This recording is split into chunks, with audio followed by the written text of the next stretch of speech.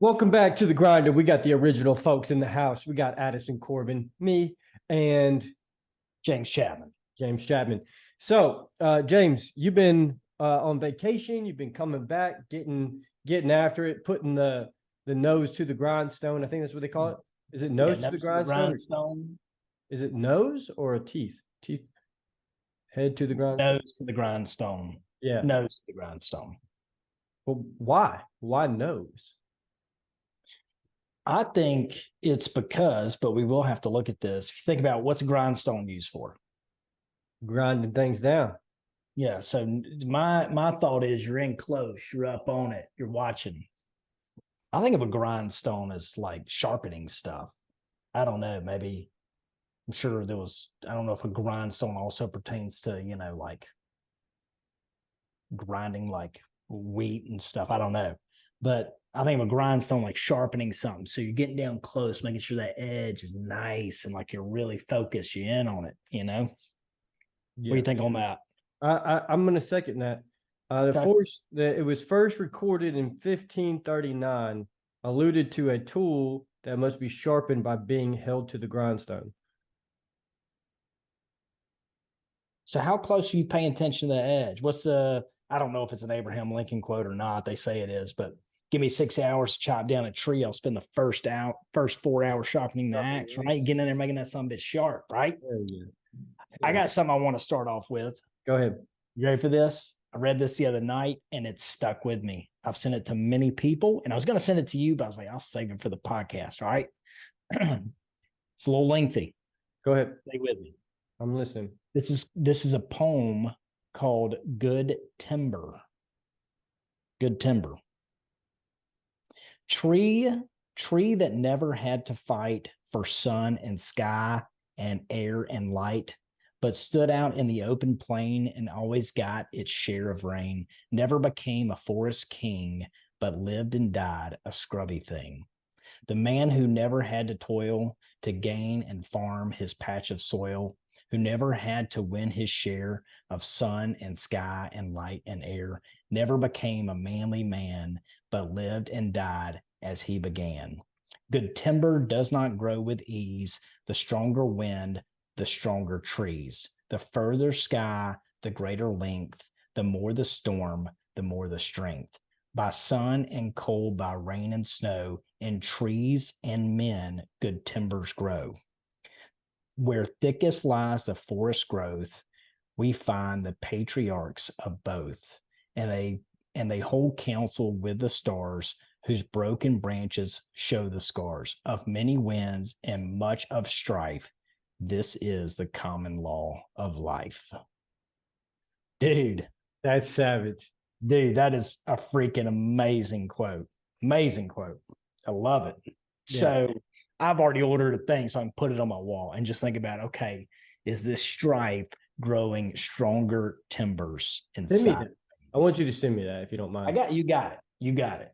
Yeah, I like that because, it holds true, right? Because if you look at a plant that, it's a seedling, it's growing. And if you look at a plant that has grows in a greenhouse, right? It has everything that it needs to be prosperous.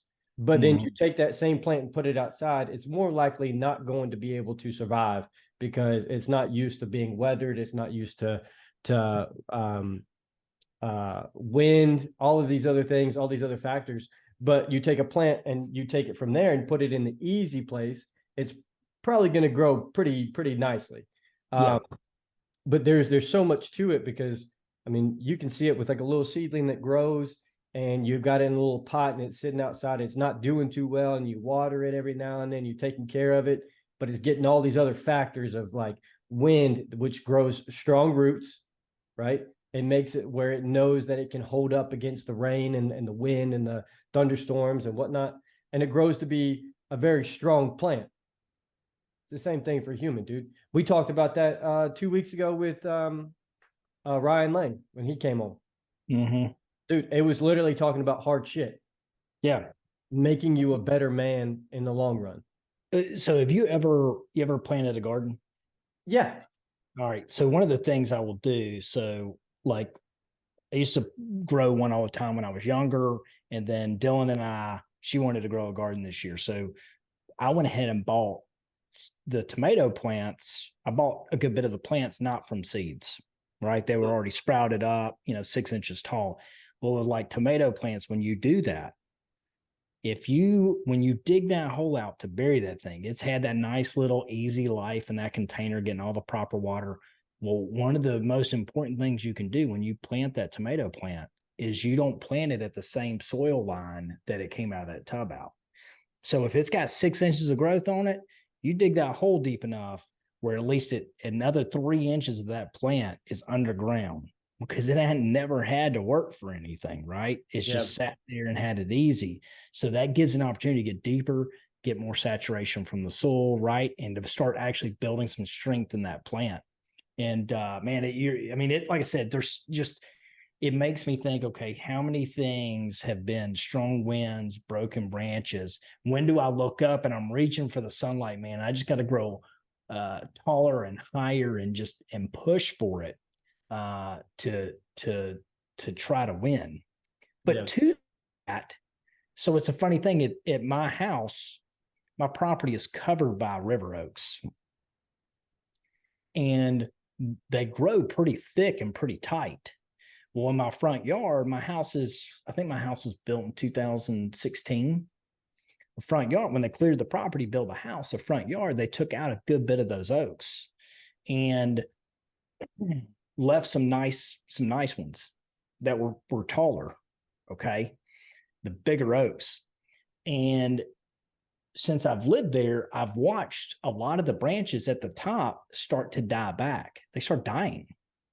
I was like, man, what is going on? I can't figure this out. And then finally it hit me. Those trees had put all their effort into growing up and to getting big and tall. And when they cleared those trees around them, all those top branches down the tree could start growing more branches. So the tree started cutting off what it had done at the top because the bottom could now get sunlight. And it was trying to grow branches. So it was like, hey, I need to spend more nutrients down here. I don't have to put it all at the top. And it was actually starting to kill the top. It was actually making the tree start to shrink itself. That's wild. Right? So you know what I did? I got out there with a pole saw and a ladder, and I cut all those limbs off those sides once I realized it. And those limbs at the top have quit dying back. They've started growing again. So every year I go out there and I run up and I cut off on that thing so it can't shrink itself. It's got to keep pushing and going up. So think about every time in life when it does become clear, when it does get easy around you, it actually makes you die back. You get fat and lazy, man. It's just a fact. Just a fact. So it's weird, man. It's a struggle because you don't want constant hard times. You do want a little sun on your face and stuff, right? But that shit's earned, man. And you realize you got to keep earning it, or somebody's going to outgrow you and overtake you and make it more difficult on you again. That's right. And you've got to always be putting yourself in uncomfortable situations, right? And sometimes by doing that, you create this field around you of just uncomfortableness, right? And it can seem like it's not healthy, or it's not, you're just not 100%. But at some point, what we've talked about in the past is like that temperature rises inside of you and you become that normal person. And you've got to continuously put in those hard things to stay at that top realm, right? Yeah. And you can do that by putting in time, whether it's personal time or you putting in business time or whatever it is, wherever you're trying to grow. Like, you've got to continuously put in those hard things, right? Whether it's a cold shower, whether it's this, whether it's that, you've got to have some sort of pressure to make everything else seem not as bad, right? There's a reason why, in the jujitsu culture, like doing jujitsu in the first thing in the morning, like that 6 a.m. class, that 6:30 class is the one that's has the less people, but the people that are in there, dude, they are getting it done. Right. And then you leave there and you go out throughout your day and you're not getting strangled throughout the rest of your day. You're just not.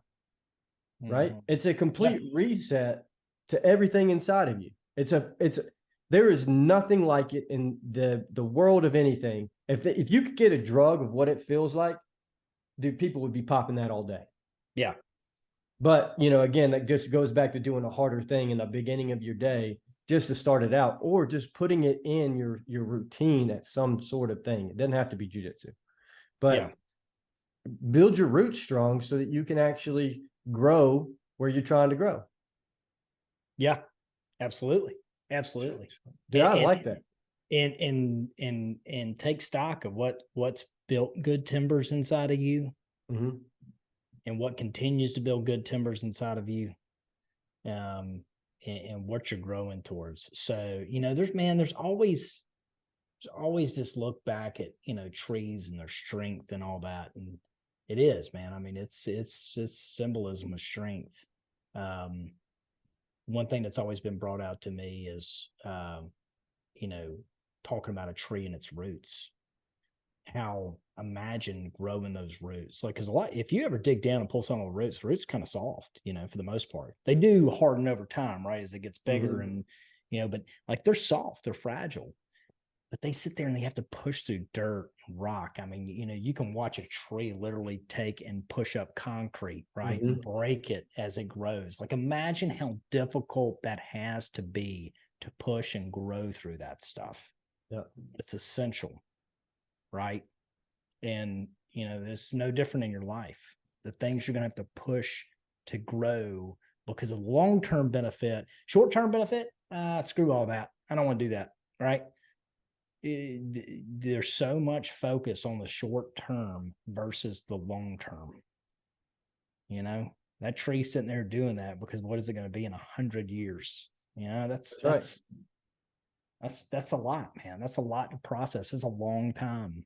Yeah. You know, so and that's something to be said about a lot of what we go through on a daily basis, right? We look so short term now, right? Just because everything's in front of us, or we've got to hammer these things out, and we don't take stock of the reason why we're doing the things in front of us.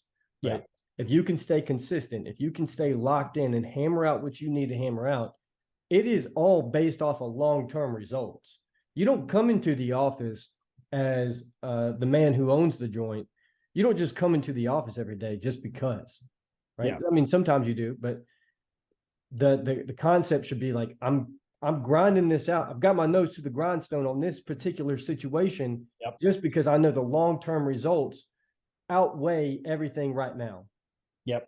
And if you can just, you know, especially in sales, if you can have that mindset of delayed gratification, if you can have that and you can hold on to that and understand that everything that you're doing right now is based off of what you will return in the future. It may not be 5 months, it may not be 1 month, it may not be 10 months. But that year, that 2 years, that 3 years that you've grinded for the past, you know, couple of years, it outweighs everything. You've seen it in your business alone. Yeah. But I also look at all the ways where I got tired and I got distracted. And I look back in the days it cost me, man, like I enjoyed the shit out of my 20s. I had a good time. My 30s have been much better. I mean, the last year of my 30s, man. But as I went into my 30s and how much fun I've had, it's tough for me to wrap my head around it.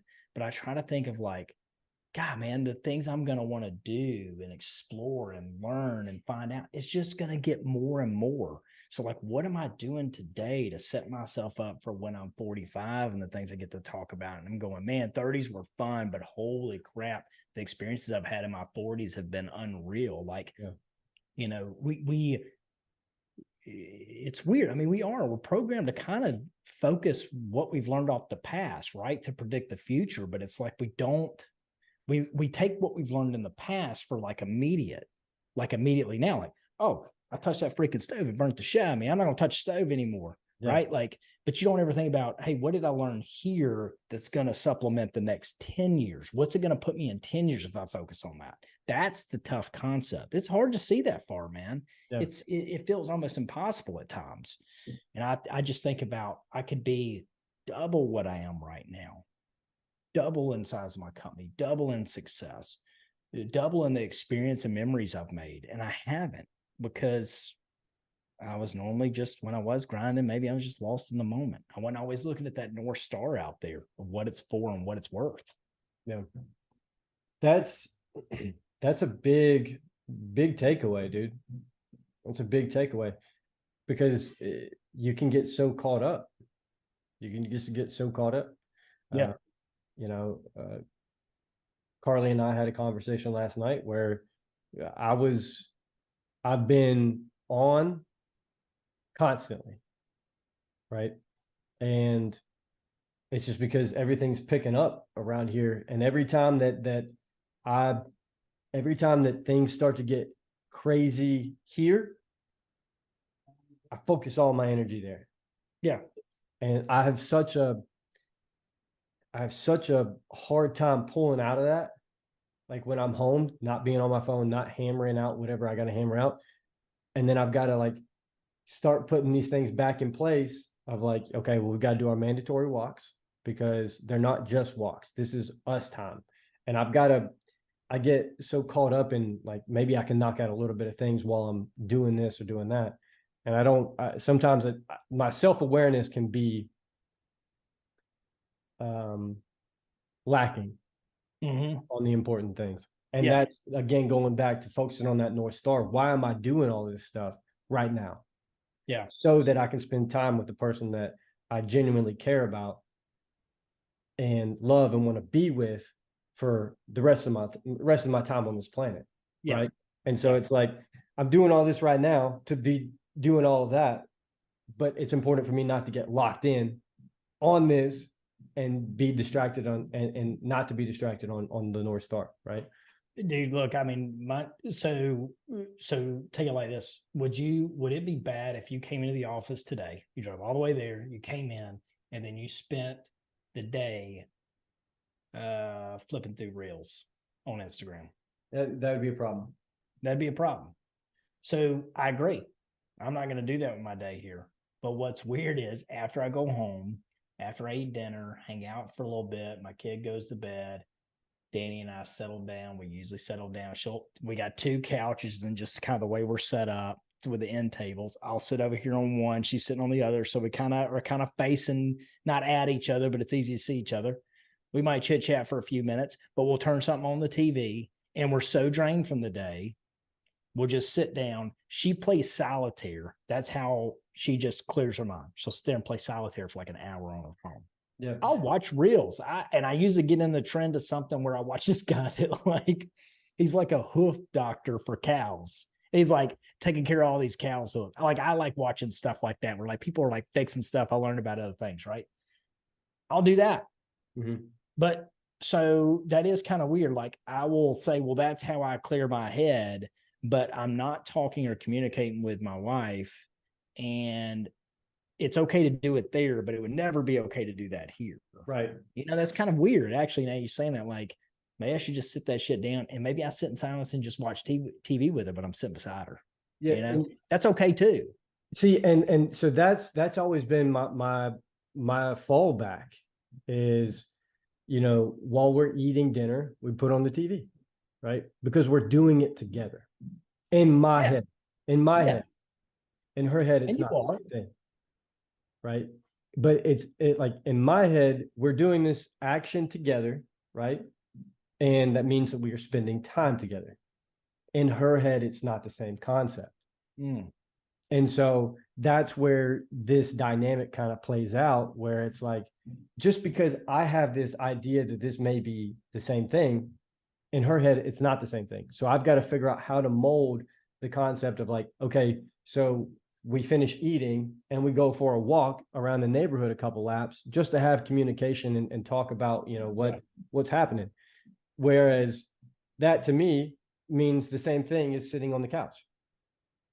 And so it's super interesting to kind of see how it plays out. Because when we are doing that, there's less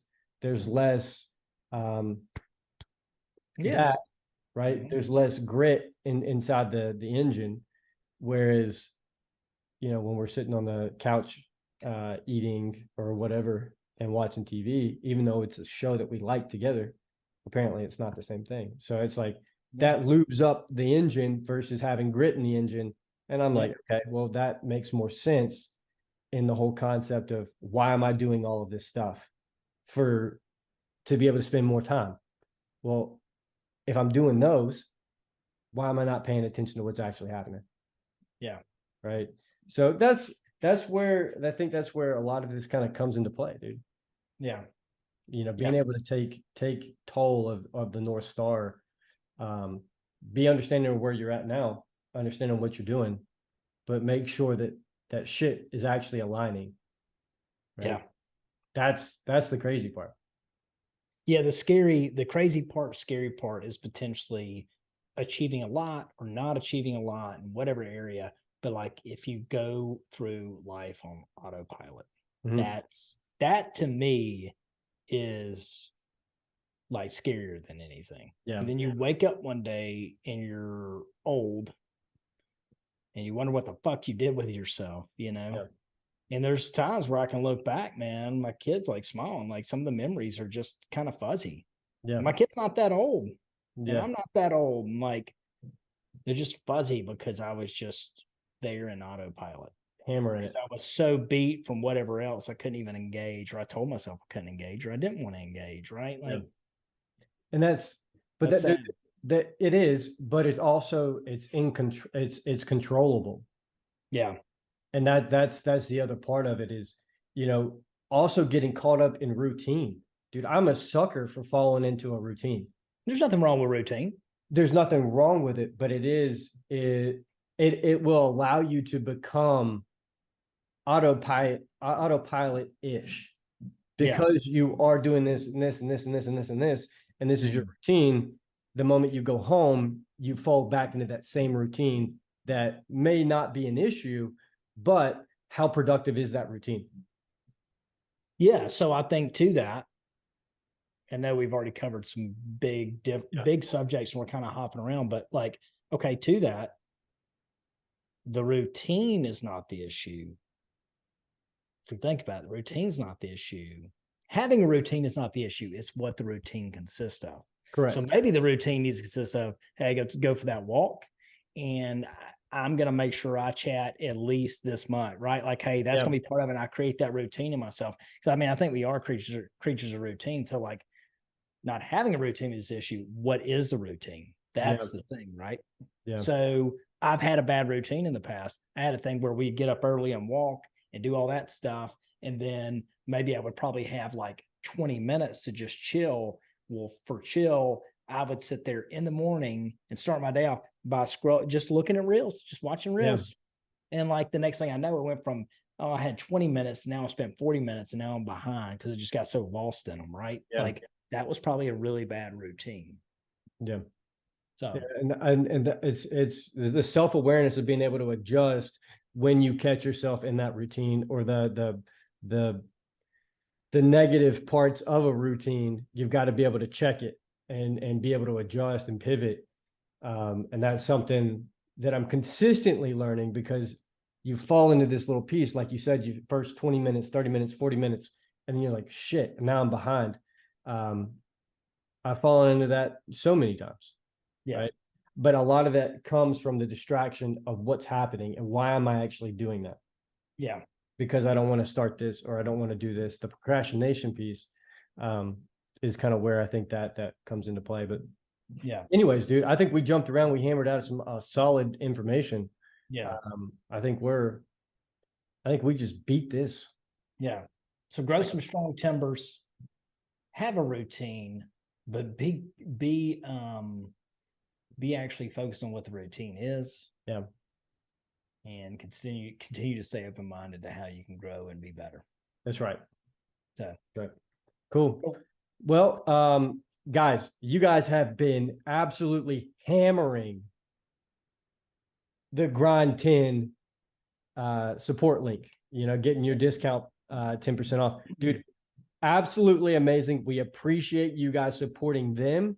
And more so, we appreciate you supporting us, because every single time that you use that link, it not only allows us to grow with Origin USA and Jocko Fuel, but it also lets us know that we are partnered with the right people. And that's the main thing that we wanted to do. We were so cognizant of not adding in advertisements, not doing all this stuff in the middle of the podcast, in the beginning of the podcast, or whatever, because we wanted to make sure that we were partnered with the right people. And that makes sense because now our listeners are using the link, connecting with our sponsorship because they see the value that they bring, and also means that they see the value that we bring. And so one huge shout out to you guys. We appreciate you and absolutely love each and every one of you. And it's Can you tell them, can we tell them our tactic though? What our hook's going to be? Can I tell them? Yeah, go ahead.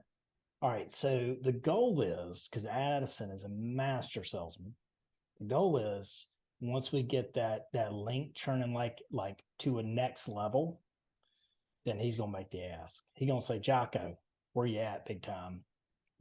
We need you on the podcast. We got listeners that are supporting you and your company. You need to come over here and be on the podcast with us. Just a little sprinkle. Yeah, just a little sprinkle. Just drop it in there, right? So that's our goal with it. I'll tell you. No, we want to support them. They're a great company. If he's never on the show, so be it. But like, hey, we will take all the leverage we can get to get him on the show. All right. So keep supporting that link, man. Keep using that promo code. Plus, just save yourself some money on it. I mean, damn, take advantage of it. That's right. That's it. So how you use it, you go to Jocko Fuel or you go to Origin USA. You get all your little goodies packed up in your little cart. We just passed Amazon Prime Day. So now it's time to actually get some real stuff, not that discount junk. And go there, take a look, find all your little goodies, put them in your cart. And when you get to the checkout, put in the little code GRIND10, grind 10 at checkout, and save yourself 10% off. With that, guys, we're working on getting some cool little people. We're looking at trying to get more people on the podcast and really kind of give you guys some other ideas of other people and see how that works out. We know that you guys definitely appreciate it, and we support everything that you guys are doing. We appreciate all the support you're giving us as well. Podcast is growing, and we love you guys. Yeah. With that said, smooches, grinder out.